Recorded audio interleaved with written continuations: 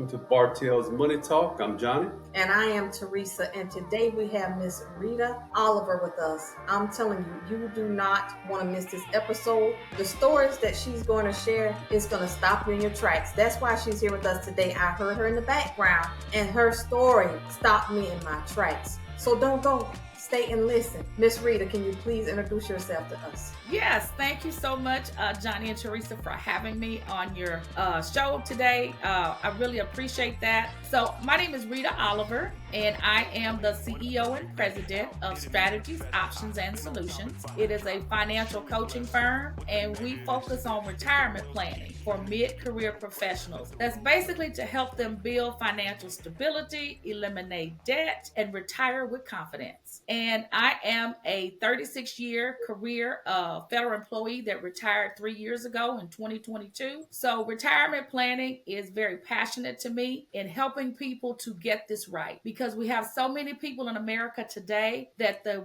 one thing that's holding us back from having a successful retirement is people are not planning early enough. So that is my goal, is to help them to plan early enough and retire with confidence and financial security. Okay, y'all, don't go no place, because I'm telling you, just wait and see what else she's going to say. So Miss Rita, what gave you the heart to want to do this? Why? Well, Teresa, as I said, I worked for the federal government for 36 years. I'm originally from Mississippi. Mm-hmm. And so in the 10th grade, when I took a bookkeeping class, I knew right then and there I wanted to work with numbers and data. And so my brother was already going to Mississippi State. I took out his catalog, wrote a letter to the dean of the School of Accountancy, say, hey, what do I need to do to be there the fall of 1983, because I'm graduating in May. She wrote me back, told me what to do. I did all of that. Then I went to Mississippi State, followed in my brother's footsteps. My brother is an engineer, so he did what was called a co-op program, where you work and then you come back and go to school. I did that with the federal government, the General Accounting Office, in 1985.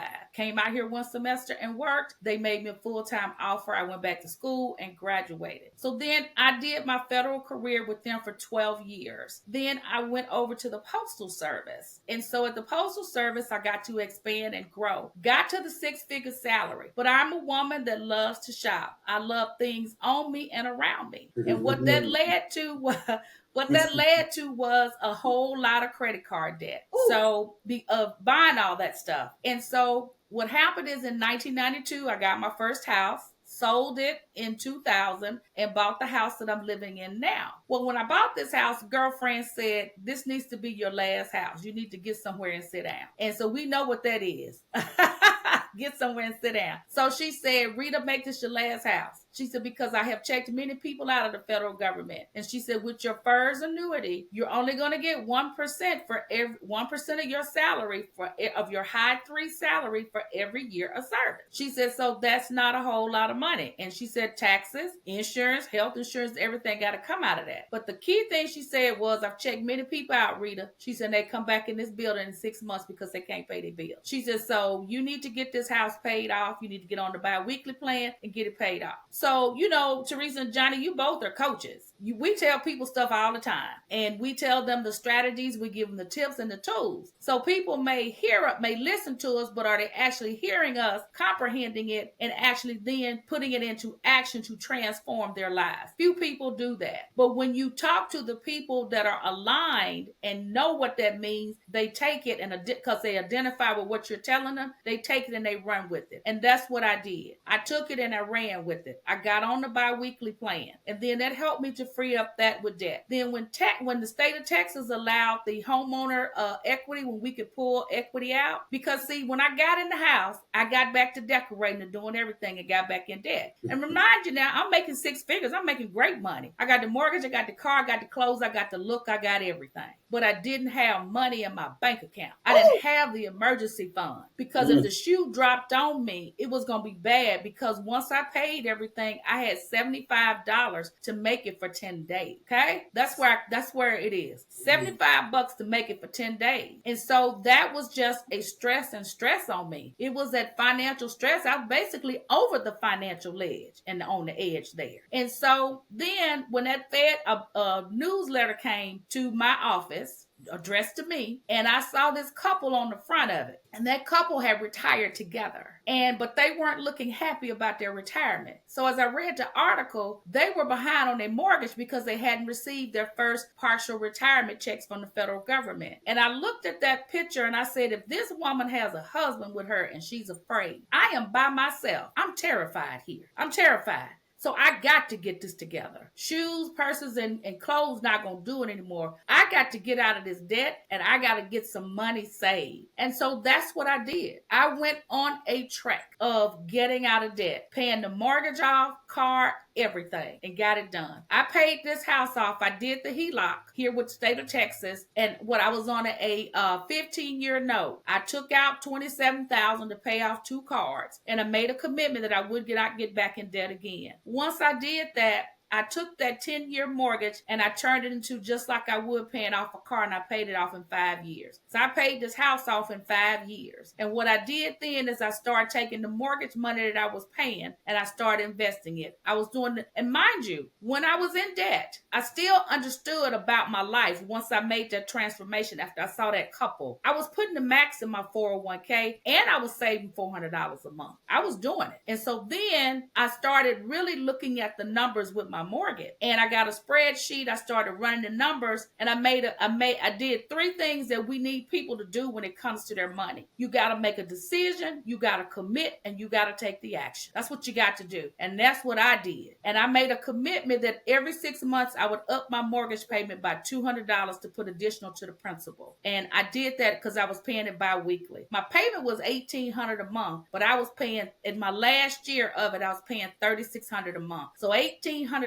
was hitting that principal, knocking it out, because I knew what I would get on the other side. I knew I would be free. I knew if I had my home free and clear, retirement would be a breeze for me. And that's what I did. I paid it off in 2011. And I took that money, $2,000 every 2 weeks, and was investing it and saving it. And the reason I am doing this today is because if I can do it and I can show somebody how to do it, anybody can have financial freedom. Because what that allowed me to do was this. It allowed me to continue to put the max in my 401k in the federal government. And when I left there in 2022, I was sitting on $2 million. Okay? Go ahead. By yourself. Go ahead. That's right. That's right. By myself. So it can be done. And I'm a woman who's a shopper. But it's all about priority. We don't know about our priority and setting the priority. And we got to set the priority, and we have to do what I call control the flow. We got to control the flow of our money in and the money out. And the biggest thing that's happening out here today, and that's what's scaring the federal employees when you saw my video, Teresa, is that they no longer control their decision of when to retire. And the reason why it's causing anxiety is, I know what it is. It's one factor, and it's debt. It is the mortgage, it is the auto, it is the student loans and credit card debt. Because if you had planned to stay an additional 7 years and you got to now go in 90 days and you got debt, that's a whole new ball game. Because working income and retirement income are 2 different things. 2 different things. Yes, and is. So my goal is to help people to do income planning and preparation so they can retire with confidence. Because I worked in the federal government. I know we make great money. I made great money before I left. So it's not that they don't have the salary. It's all about what people are doing with it. It is about how you harness your power and leverage your income for security. That's what it's about. And the thing here is, the biggest thing out here is that people know, they think they know, but they don't know. Because you've got to, as I said, set the priority for when it comes in. You have to direct money where it goes, because money doesn't know where to go unless you direct it. And we have to direct it before we ever get it in our hand. That's why people have a hard time saving. And then we've got to make better decisions when we are making large purchases like homes and cars. No, most of us can't pay cash for it, but what we can do is make a better decision, because what happens is America has conditioned everybody to, I can make the payment. That's what they've done. Yep. They've That's they've true. conditioned condition people to I can make the payment. Yep. So we never think about paying nothing off anymore. And see, I do. I'm not a person that goes back into debt. Yes, I have credit cards. I may make a purchase, but I also can pay it off. But what I learned through this journey is that when I have everything aligned, and what I did when I was working, and I still do it today in retirement, is I have the money coming out before I ever receive it to go where it needs to go, to emergency savings, to investment. And we have got to start doing that, because if people wait until they get it in their hand, they are never ever going to save or invest it. They are not. And you and I, the three of us, know this sitting on this call, because you've seen that with your clients, because you are changing the game and changing their mindset. But what they need to do is do that. And that's a tagline I have in my business. I call it, you got to change your mindset, your view of money, change your behavior with money, and your actions with money. Then you'll have your MBA with money. I like it.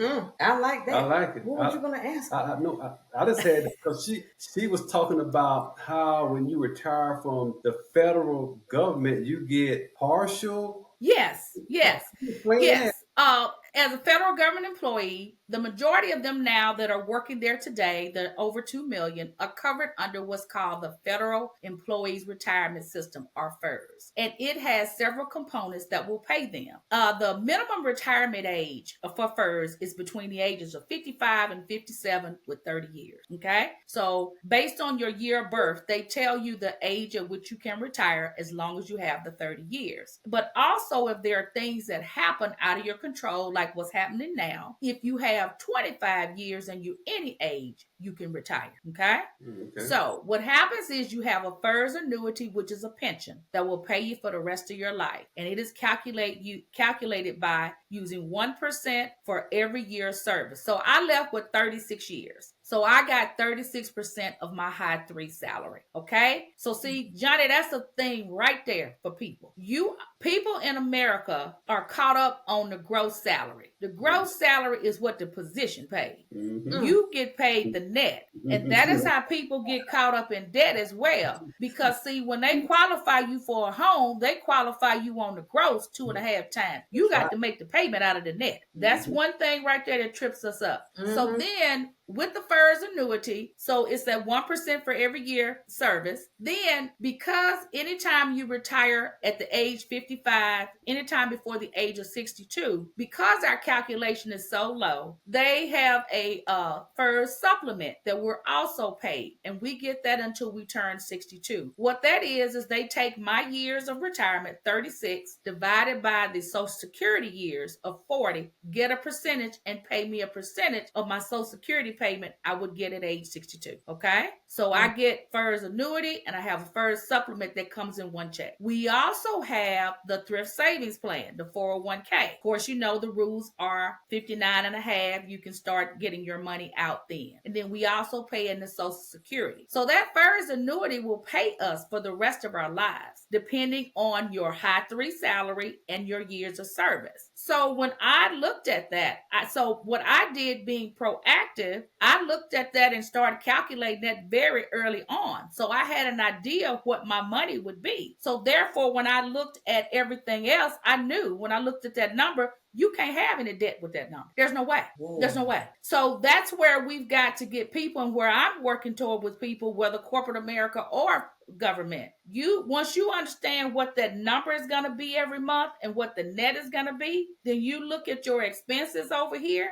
If you got any debt, you're not going to make it. That's just the bottom line. Even now with people working and getting 2 paychecks, you can see their net and what they're paying out in fixed and variable expenses. They're not making it now. They have more month than money. So we have to take a step back and be proactive, really step forward, be proactive, and make a change in how we're living. Because I ask a question to people all the time. How are you living today? Are you living paycheck to paycheck? Because if you're doing it now on 2 checks, you're going to be doing it in retirement. So we have to make a transition. So now, would you ask me about the FERS annuity? And I know I went off, but here's what happens. I left February 1st, right? So when I left, I'm a retiree. So I am due my retirement check on on in February because I'm a retired person, retired employee. But they can't give me my check now because they have to go through and do what they call adjudication. They got to review my entire official personnel folder, and they got to look at every what we call a personnel action, a standard form 50, and look at my salary changes and verify what's my high 3 salary. What's the 3 highest years of salary I had in there? So once they do that, then they verify my years of service. But while all that's going on, what they do is my agency, when I retired, they sent my packet to the Office of Personnel Management, but they also set up in the system electronically and said, based on her high 3 salary,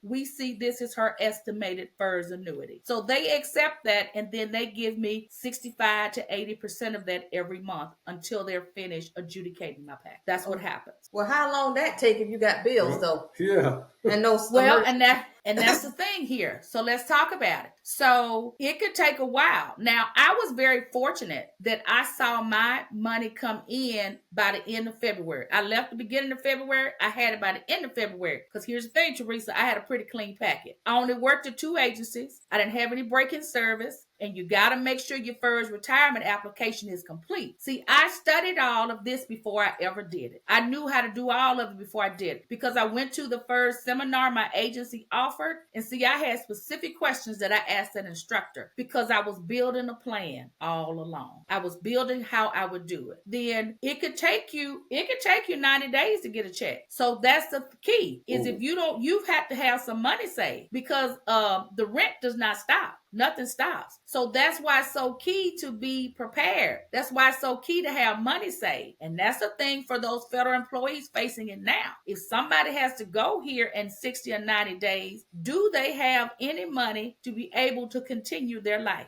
Oh, and Miss Rita, yeah, we got some friends, and her and her husband both, they work for the IRS, but she said it's a federal job. We talked to her a couple of weeks ago, and do you know she told me like people are in the office crying because like they're really gonna get riffed. But the thing is, we thought it was over and like it was maybe like a mistake because they stopped putting it on the news. So I really thought it had gone away until she said something. No, it's not.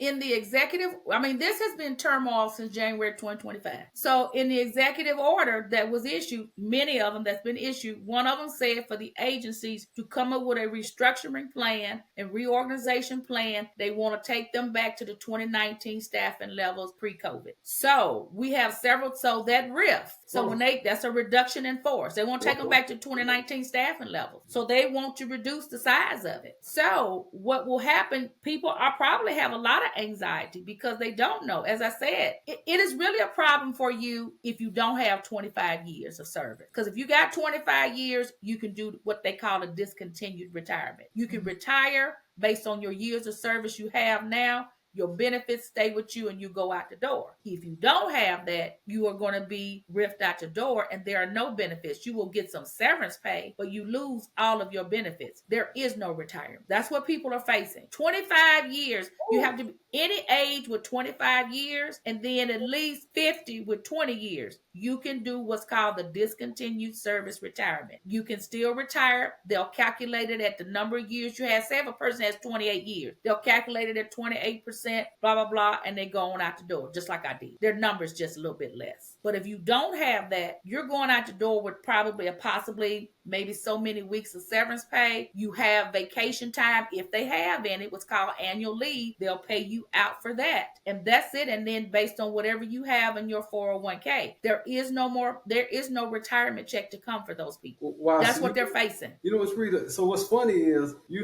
back in the day, one of the things you always heard was how the federal government jobs was the most secure jobs that you could have, right? Mm-hmm. But all of a sudden, you look at the workers now, and it's like that. I guess that theory that was the case back then is not the case now. You're absolutely right, Johnny. You're absolutely right. When I worked for the federal government, because the thing that I did have is I had safety, security, and stability as long as I was doing my job. We got a cost of living raise raise every year. Then, of course, you had the opportunity for cash awards, performance bonuses, what have you, based on, what your agency's performance management and pay system. So I had the security, safety, and stability. That was the thing that kept me going. And because I knew every other Friday the eagle was gonna fly. I knew that.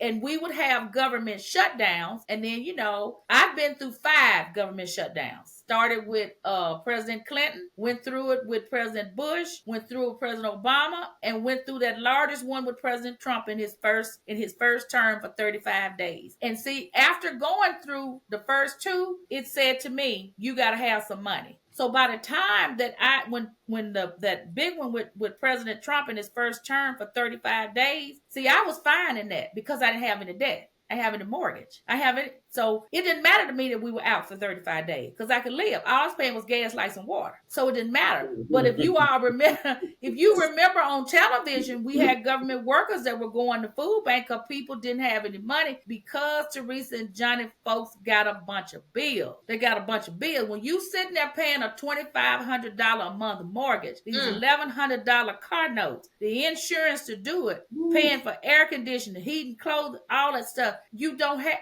that's a whole lot of money. So it is devastating to them. So you're absolutely right. The safety, security, and stability is gone now. It's gone now because you have no choice when you're going to retire. You are not, and we have never, and I can tell you in 36 years, and I came in 1985, I've never heard of a government-wide RIF. We heard of agencies that may have had programs or departments that were downsizing and they would RIF people, but here's the difference. When they would do that, there are rules and laws on the books to how to do it. The law is just not being followed now. Because in my agency where I retired from the Postal Service, we closed an office. It took us a good 18 months to get all that done. See, they doing that like this. Yes, because there are rules, there's policies and procedures in the public law of how it's supposed to go. But it's just going like this now because nobody is following the law. So that is gone. It is gone for them. So what they have to do now, if they still have their job, is they got to really go in and what I say, get intimate with the money because they've got to see what they can take out of there and they've got to save more money because they don't know. But now, as I said, if you have the 25 years, 30, 35 years, you can retire. If they shut you down and you got that, you can do the discontinued retirement and you can go on out. Get all your health, life insurance, and everything. But what you have is people that don't have that, and that anxiety on them is it is astronomical because they don't know. Because you got to look at this, Johnny. He set it up. It's a hiring freeze, so they can't go nowhere else and get a job in the federal government. Oh my! See that? But you know what, Miss Rita? Because they kind of stopped talking about it on the news. Honestly, I thought like it was like they were retracting it because it was such a big deal at the beginning. But like based on what you're saying and what our friend told us, it's still going on. But Miss Rita, if somebody has 24 and a half years, they could put them out the door without. Oh, that's unless they're 50 years old. If they're 50 years old with 20, it's fine. See, age and years of service is the key in this one. The age and the years of service. If you age 50 with 20 years, you can do the discontinue. Any age with 25 years, you can do it. That's what'll get them. It's the age and the years of service. That's where you got to qualify. Yes. That will do it. Mm-hmm. But see, if you think about it, you can get somebody that may have started with the federal government when it was 25, 26. They graduated college and came in after college. And then this occurs and they might have 20 years of service, but they're not 50 yet, right?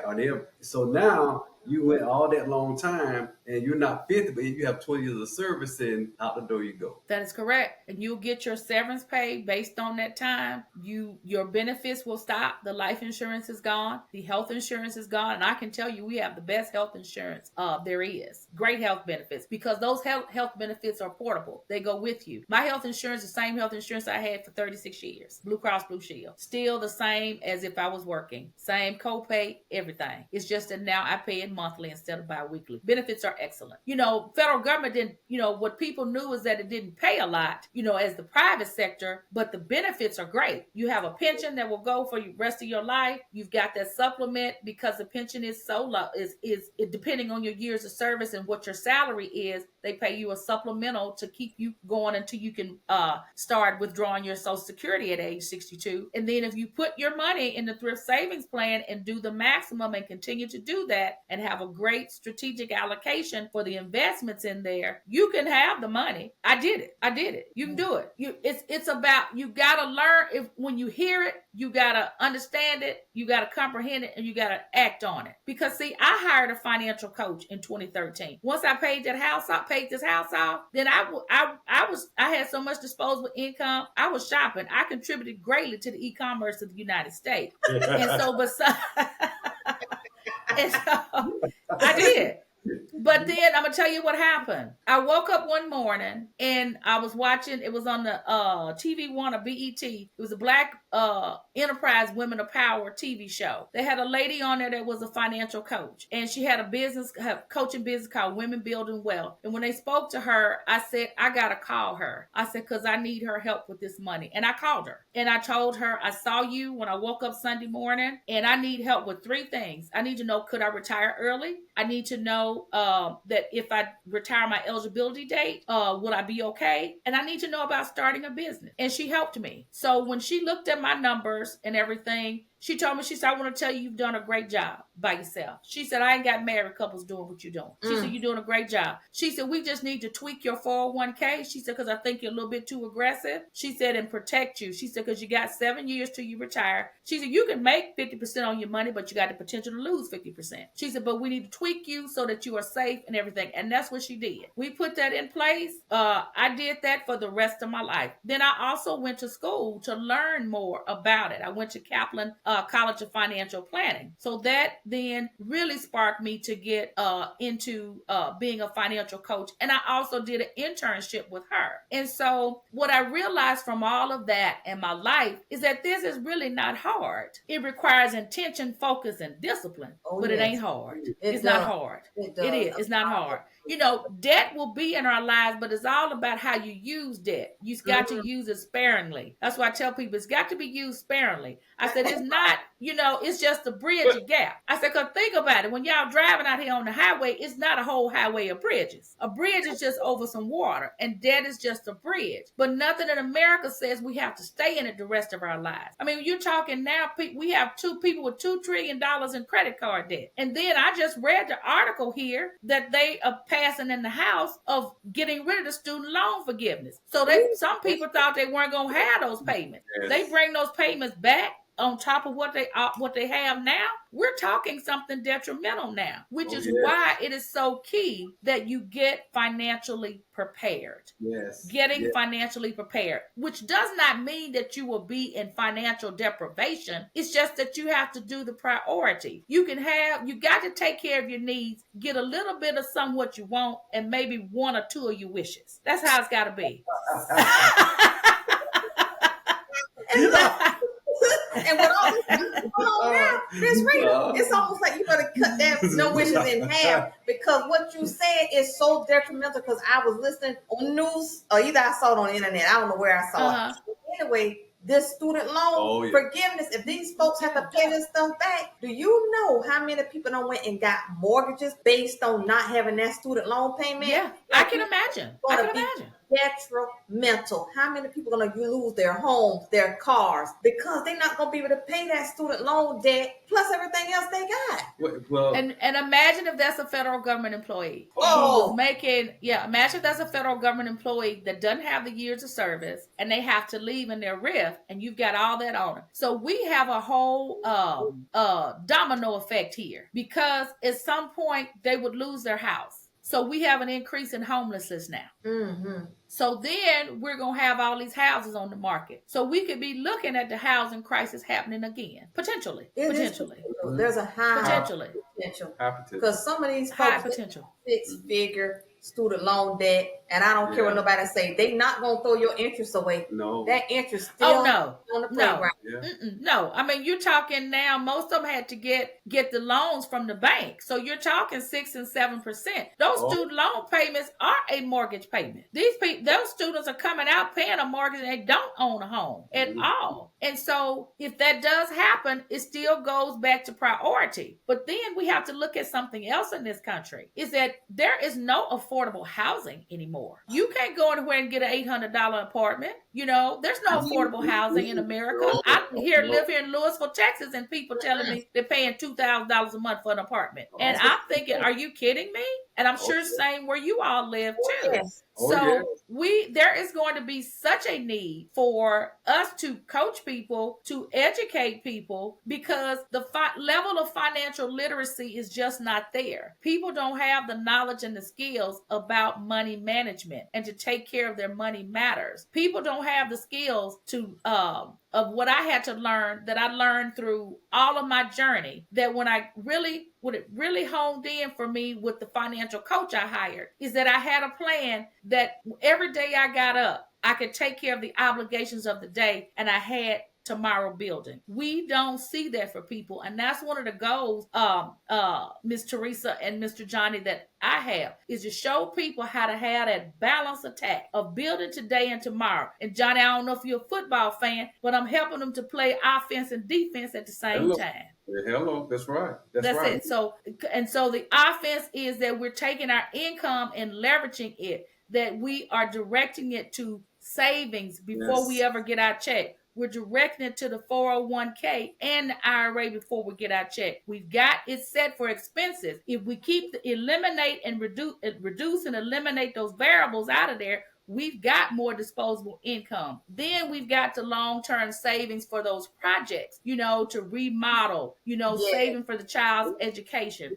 And then we've got some money for what I tell my clients, I call it the P&L account, pleasure and leisure. And so that's your pleasure and leisure, because then that's when you can go shopping, you can go do that, but you use that set amount of money to do it with. You don't go to the bill money to do it. So that's where I'm saying we can take care of the needs, a little bit of the wants, and some of the wishes, but it's about back to that priority. And so what this is saying now in the federal government, for those that are facing the RIFs and those facing the early retirement, is that they needed to set the priorities and stick to them, because everybody thought it was going to stay the same. I had no idea it was going to be this massive amount of RIFs. I figured it would be some changes, but I did not figure it was going to be like this. And see, they're also looking at changing the federal benefits. They want to cut out that supplement that I get now. They want to take that out. And for that FERS annuity, instead of a high 3 average, they want to take it to 5. That really takes your money down. And they can do that because they're the government. Absolutely. They can do it if it gets passed in the House and the Senate and the president signs it. It is into law then. That will change everything. So see, what people have to do is people have to be listening and watching and learning and ready to take an action. Because if that starts happening, you're already and you eligible to retire, you need to put your paperwork in and go so you can be grandfathered into what's already on the book. Yeah, because that would affect, wow, I didn't think about that would affect the actual person that's ready to retire. And if they don't retire and that goes into law, then that's going to impact your retirement, because now it's going to apply to you. Exactly. Oh, Exactly. So I have told friends of mine that I know are eligible to retire, because, of course, they're bringing in new personnel, all of that when they, to the agency to run the agency. I said, so when it gets to somebody comes in there and it's not working for you, I said, you need to go on into Federal HR Navigator, because they can do it online. I said, and put your paperwork in and put your data in, and you need to go and go. You need to, I said, that I think, Johnny, if whenever they listen to this, is that if you can control that decision. Control that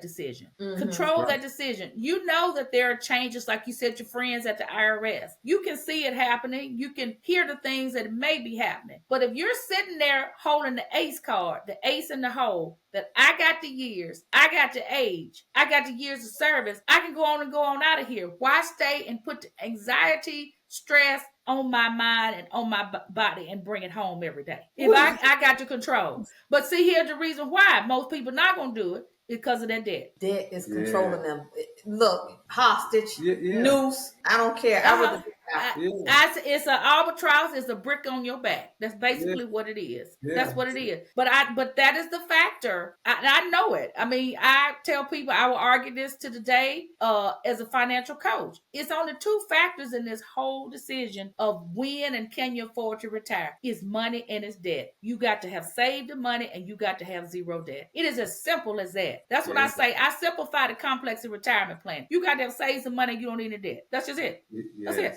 That's real. It's not that difficult. Right. It's real simple. But I got to ask you a couple of things, and we need to go back Go ahead. Miss Rita, you mentioned a friend. A friend told you to go somewhere and sit down. Yes, you did. That friend not been in your life, you don't really know where you would be today financially. That is true. That is absolutely true, Teresa. And we are still the greatest of friends today. But and that is the thing there. That friend could say it to me and I accepted it. I didn't get mad. There you go. Right. Okay? I didn't get mad and say, you trying to get in my business. That friend said it to me, number one, because she knew what would happen if I didn't, because she'd seen it. Okay? Because she saw the people come back to work. And she knew it for herself. She didn't want it for herself, because she said when she kept seeing it, she went home and she told her husband, we got to get out of debt, because when we retire from fers, this is going to be the money and stuff. We got to get this house paid for. We got to get this stuff paid for. Okay? But you said something else powerful. She said she saw people coming back to work. Talk about just a few minutes.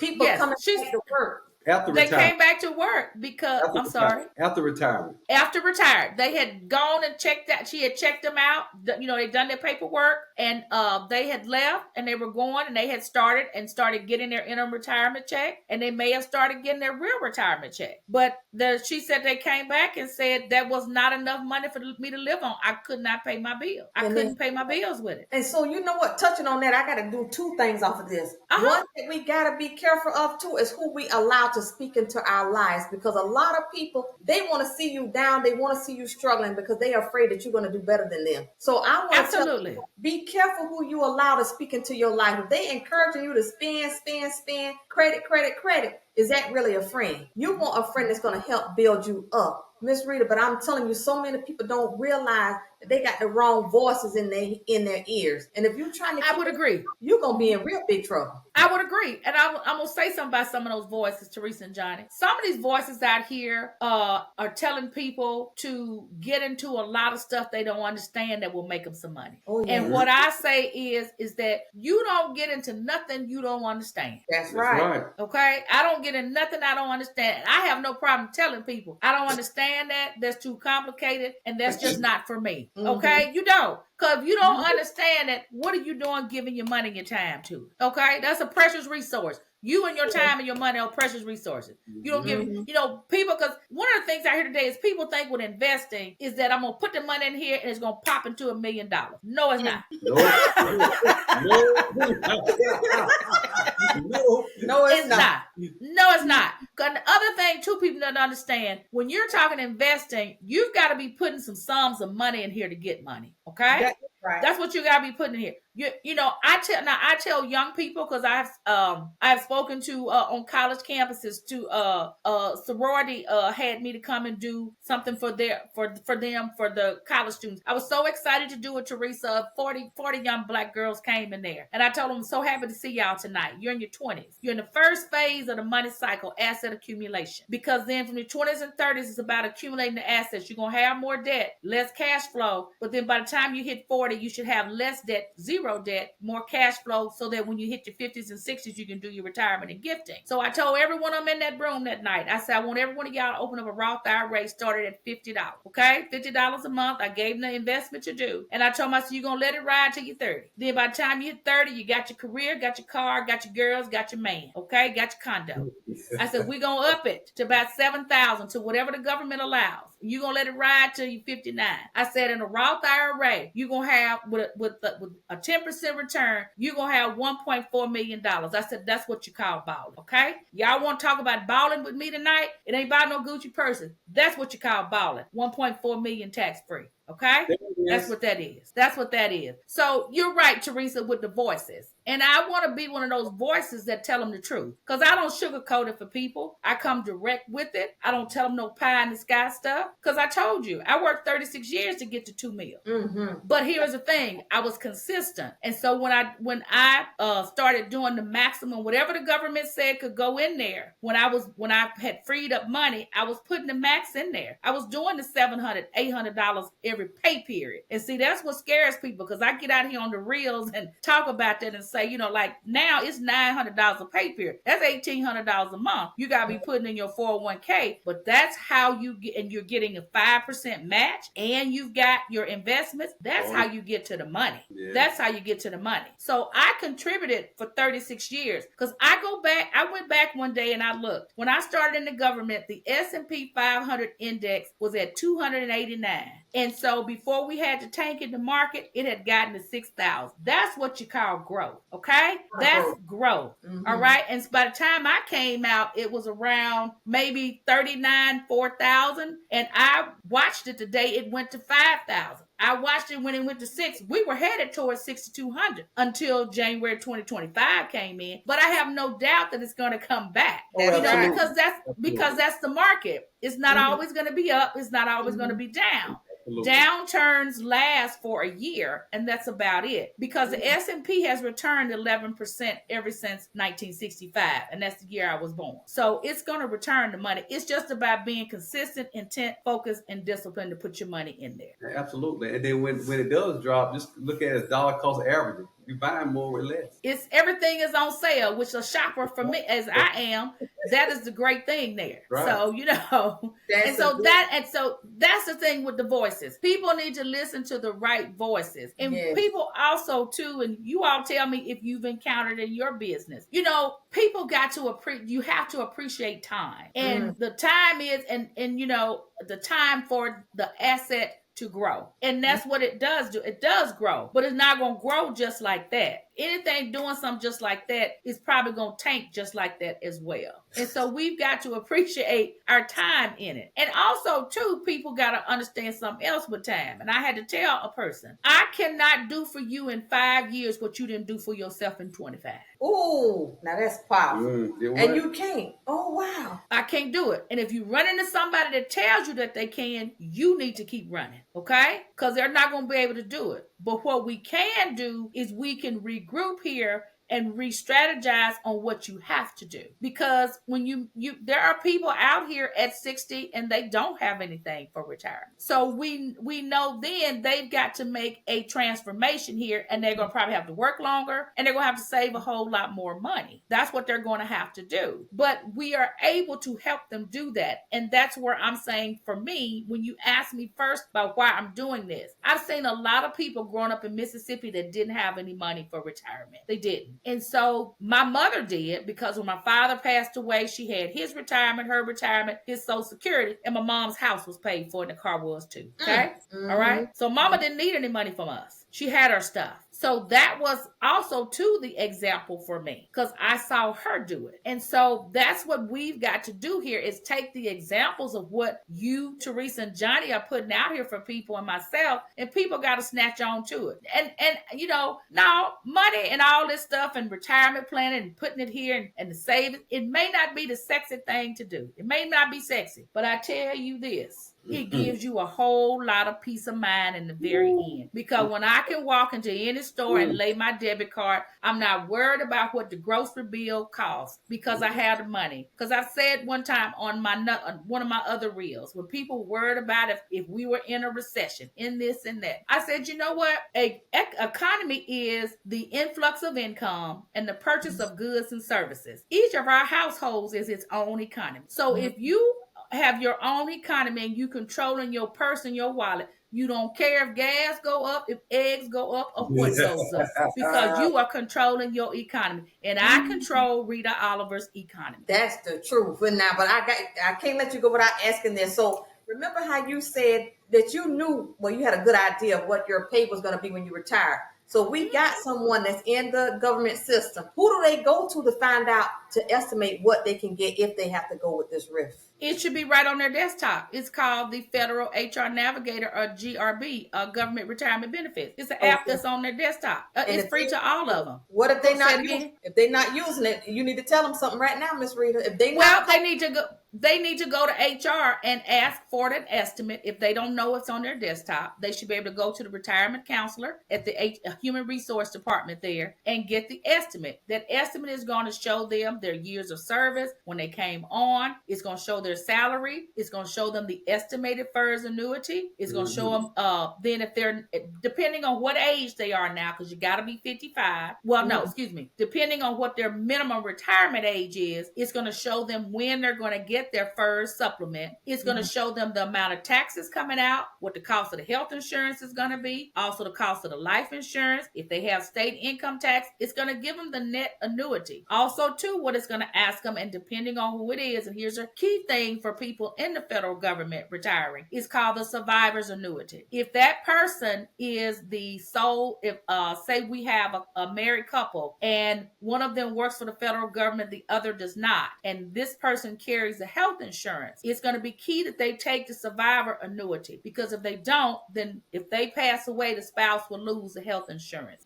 So the survivor annuity guarantees money and health benefits. See, it's so much that people, so it's not an easy, retirement planning is not easy. The information is there. You have to know the questions to ask. Because see, when I did my retirement seminar in 2014, I had that book and I had questions. When I came home that Friday, Miss Teresa, when I got home that Friday, that whole weekend, I sat at my kitchen table and I combed that book. I took out a spreadsheet and I started right then and there building the plan that I would use to save and how I would do my thrift savings plan every year until I retired in 2022. Because I'm a person that has to know. I have to know, I have to see it. So I sat there and combed that book and I did it. Now, that's why I say it may not be the sexy thing to people, but what was important to me was that I had safety, security, and stability. And so then here's what I did, which helped me to start the business, is I took that plan that I developed, people that I knew that were retiring from the federal government, I gave it to them. I said, go and tell me if this is going to work, because you're getting ready to retire. And then they called me when they got out. They said, Rita, I'm so glad you told me this, because I would have been messed up, girl, with that interim retirement. I didn't have any money saved. I'm glad you told me to do this. So I was getting data the whole time. And so then I use that to build the retirement coaching program that I do today. She got to give 3 nuggets though. Miss Rita. Okay. Miss Rita. Sure. Okay.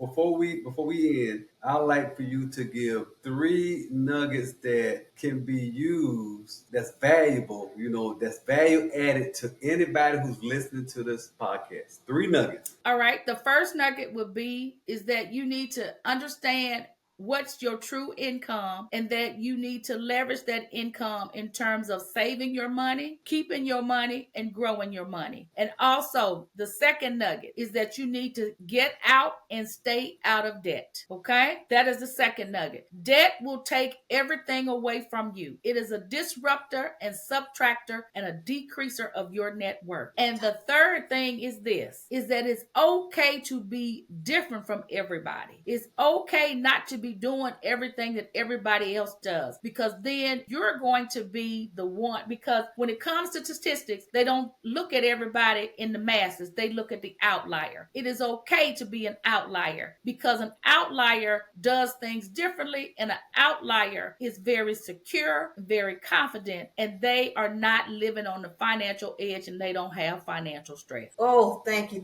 So now I need you to tell the listeners where they can find you if they want to reach out to you. Absolutely. Thank you. And thank you again so much for inviting me to be on this. Of course. So they can find me on Instagram at Money Strategist. They can find me on Facebook at Money Strategist. Also, too, my website is RitaOliverSOS.com. And one other thing, if I could say this, Teresa and Johnny, I saw that you all have a coaching program for married couples. So in the time that I was out for the 35-day shutdown under President Trump's first term is when I wrote my first book. And my first book is called Disclose Before You Disrobe, Financial Necessities Before You Say I Do and After. So it is about couples having that money conversation before they get married. So that is what I did with those 35 days, is that I wrote my book. You are such an amazing, you're just amazing. Yes. So I just want to say thank you so much for being here. This conversation was so rejuvenating. It was.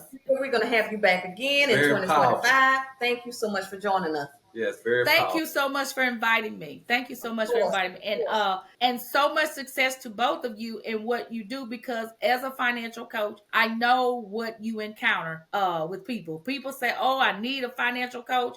and you get on there with them and start asking those challenging questions, then everybody wants to back off. But what I say is this, Johnny and Teresa, we are looking for those people that are not interested but committed. Yes. Okay, Listen, we're ending on that. Enough said. Yes. Thank you for joining Bartelle's Money Talk, and we look forward to seeing you again on our next episode. Absolutely. Thank you so much for having me.